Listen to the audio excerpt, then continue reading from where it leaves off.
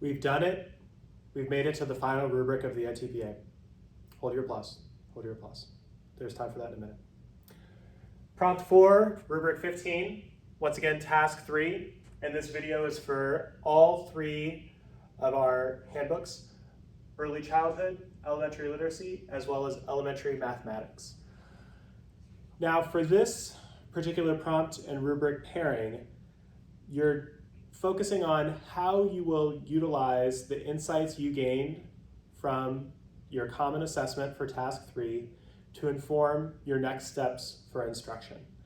And so this is similar to work that you are doing on a daily basis in your placements, where you are assessing student understanding, and then from that, making a plan to support student learning moving forward.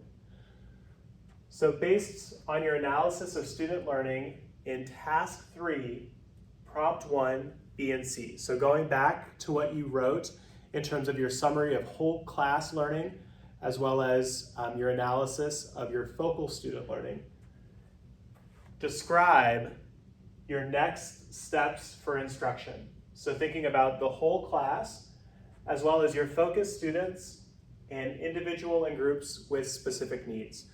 And so this is where you have that gray box in your task 3 commentary template. And that gray box is always a reminder for you to think through the variety of learners in your class who may need different strategies or support. So that's for all 3 handbooks.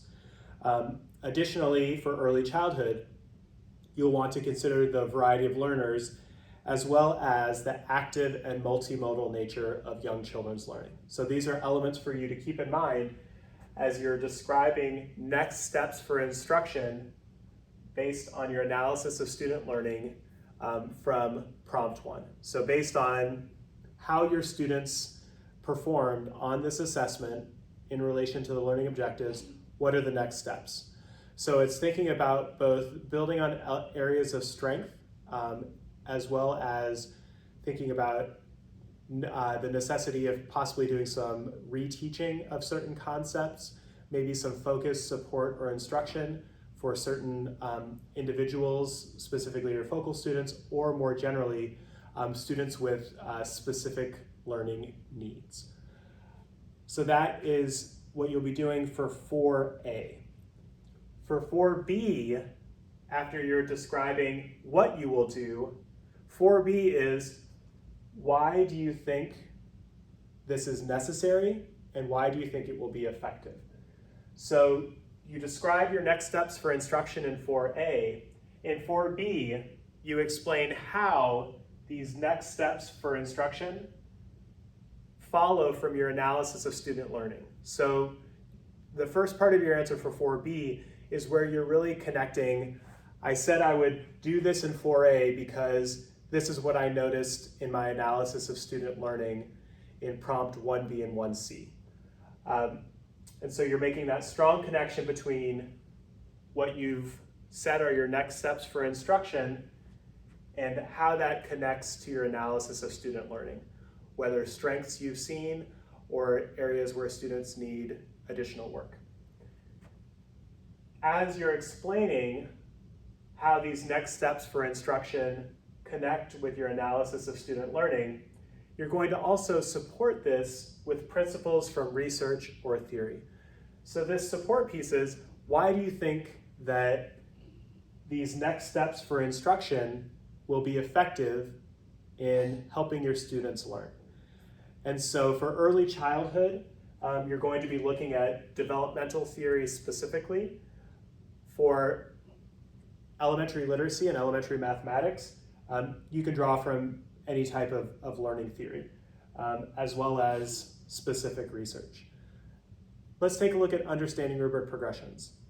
So for this assessment rubric 15, you can score a 3 on this without meaningfully engaging with support from principles of research or theory. You're certainly going to want to try to do that so that you can move to a 4, but know that it's not something that you need to be putting an unrealistic amount of time into. You want to be able to engage with it, you want to be able to provide a rationale or to be able to substantiate the why for the choices that you're making. That's part of being a good professional. It's part of being a professional educator or reflective practitioner, but it's not the make or break for your Ed TPA. So you want to spend time on it, you want to engage with it, but don't drive yourself crazy with it. The primary criteria to score a 3 is describing those next steps for instruction, and that it's aligned with the learning objectives that are measured. And so with elementary math, an example given here is, based on the analysis of student work, the candidate identified that the student struggled with finding a common denominator and stated that the class would continue to work on creating factor trees to more easily identify common denominators when adding fractions. So you can see here that the candidate analyzes student performance on the assessment, sees that students struggled with finding a common denominator, and then from that analysis, the candidate then says, this is what I will teach to help students understand that concept. So you identify, based on your analysis of student learning, areas of strength or areas where students have struggled, and then from that, you say, this is what I will do to help students learn the particular concept or to move their understanding forward. And that approach is the same for all 3 of the handbooks.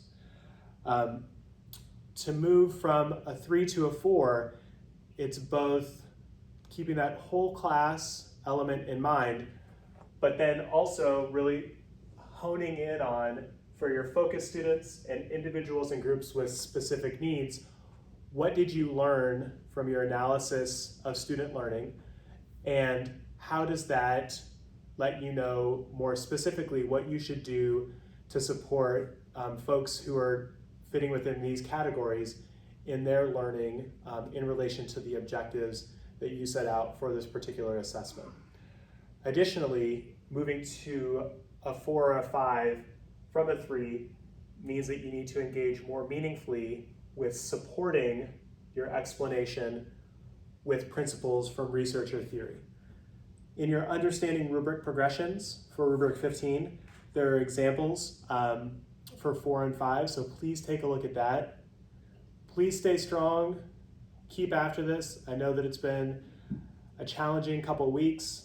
I have every faith that you'll be able to knock this out. If you have questions or concerns, don't hesitate to get in touch with a member of the Ed TPA support team. Certainly, if you have questions regarding Ed TPA submission or anything like that, you can talk to your cohort leader or email Kelly or myself at any time.